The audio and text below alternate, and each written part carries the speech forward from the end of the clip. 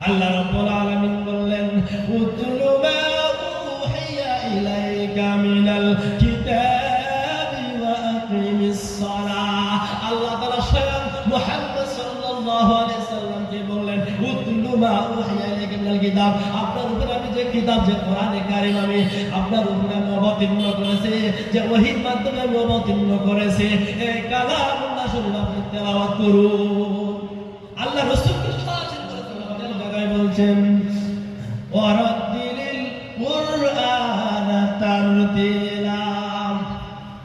আল্লাহ তাআলা বলছেন আপনি কোরআনে কারীম তেলাওয়াত করুন, তারতিলের সাথে আস্তে আস্তে আস্তে আস্তে কোরআনে কারীম তেলাওয়াত করুন, আস্তে আস্তে কোরআনে কারীম তেলাওয়াত করুন।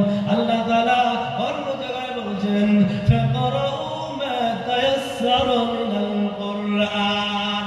আল্লাহ তাআলা বললেন নবী নামাজের ভিতরে যখন আপনি কোরআন পড়বেন, যেখান থেকে আপনার সহজ হবে, যেখান থেকে আপনার সহজ হবে সেখান থেকে তেলাওয়াত করুন, সেখান থেকে পড়ুন।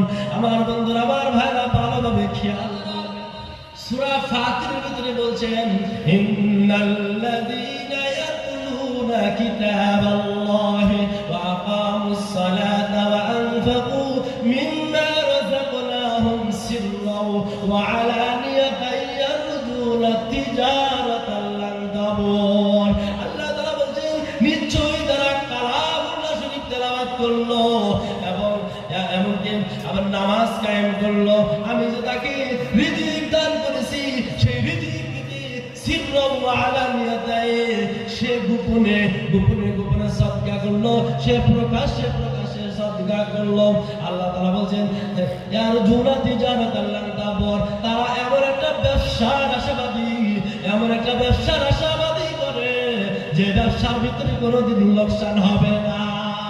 আল্লাহ তাআলা সঙ্গে সঙ্গে পরের আয়াতের মধ্যে আল্লাহ তাআলা বলেন লিওয়াফিয়াহুম উজুরাহুম ওয়া ইয়াজিদাহুম মিন ফাযলিহি ইন্নাহু গফুরুন শাকুর। আল্লাহ তাআলা বলেন লিওয়াফিয়াহুম উজুরাহুম ওয়া ইয়াজিদাহুম মিন ফাযলিহি। আল্লাহ তাআলা বলেন যারা কোরআনে কারীম তেলাওয়াত করবে, যারা নামাজ কায়েম করবে, যারা গোপনে অথবা প্রকাশ্যে দান সাদকা করবে, কিয়ামতের ময়দানে আমি আল্লাহ তাদের পুরা বদলা দিয়ে দেব, তারা তাদের পরিপূর্ণ পুরস্কার করব। আল্লাহ তাআলা বলেন আর আমার